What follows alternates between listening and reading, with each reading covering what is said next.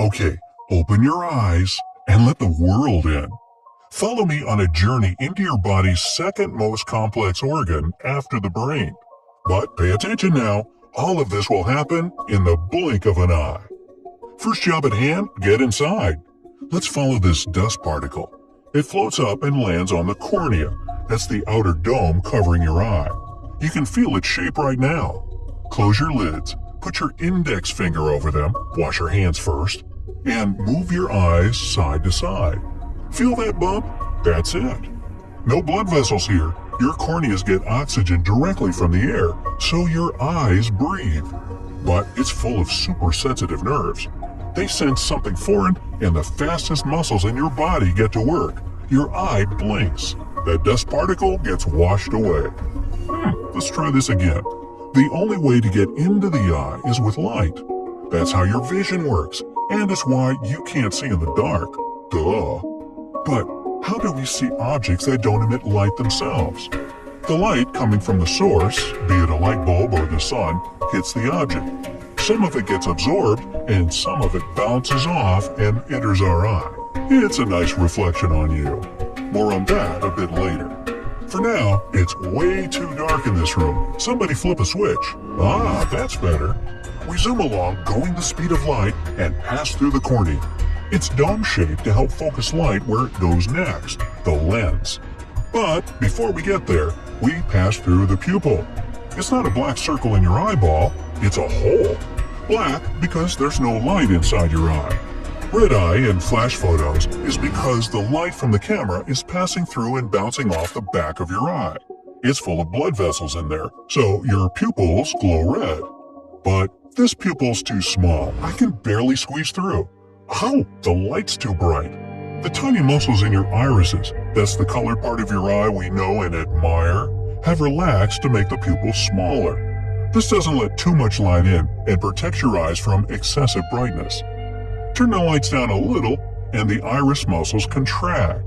The pupil gets bigger as the eye demands more light to be let through. There we go. We pass through and come upon the aspirin-sized lens.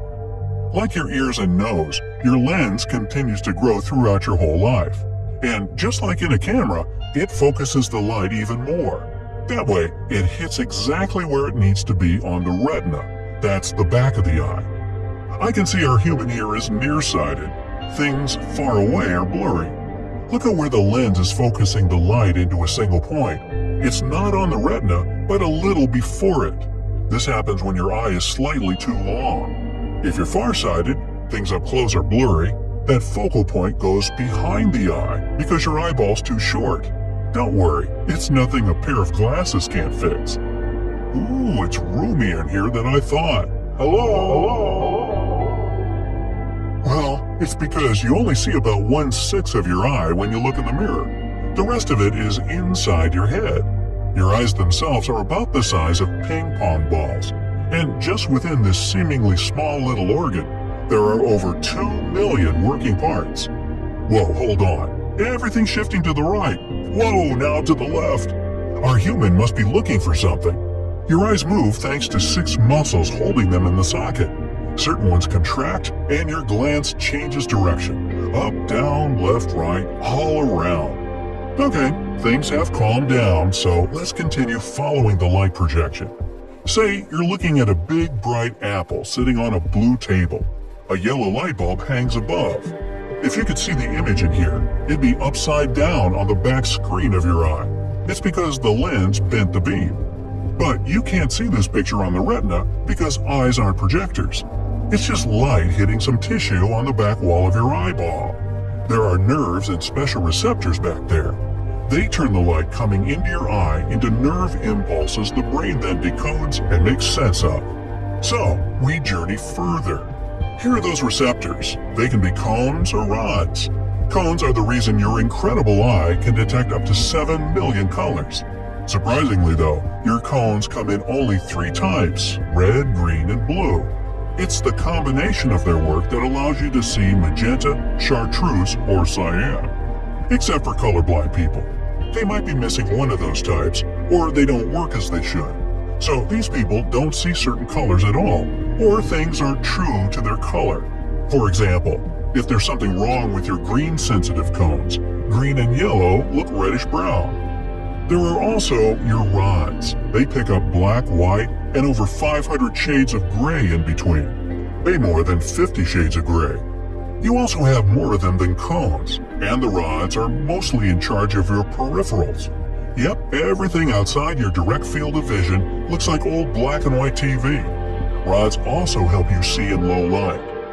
The photoreceptors in your eyes are so sensitive, they can even project an image when it's not even there. Ever looked at a bright light, closed your eyes or turn off the light, and you can still see the shape of that light bulb floating before your eyes?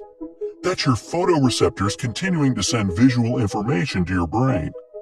Your rods and cones are connected to neurons, so the data gets passed there and makes its way to your optic nerve. This is where blood vessels and the main path to the brain enter and exit the eyeball. This is also where your blind spot is. There are no rods or cones here. You can test it too. Grab a piece of paper and a pen. I'll wait. Okay, make a dot on the left side and a plus about a hand's length to the right of it. Hold the paper at arm's length, close your right eye, and stare at the plus sign. The dot will disappear because it's in your blind spot. If it doesn't, move the paper closer or further away until the dot disappears. Do the same thing with your left eye closed and stare at the dot with your right eye.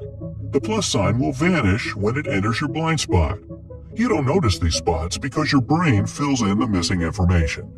So, we travel along the optic nerve and into the message decoder, your brain. Ow! Shocked me. Oh yeah, we're in the nervous system now. So we're traveling with electric impulses. The optic nerve leads into your brain's visual cortex. This is where that upside-down image gets translated into something we understand. That's a blue table with a red apple sitting on it. A yellow light shines above.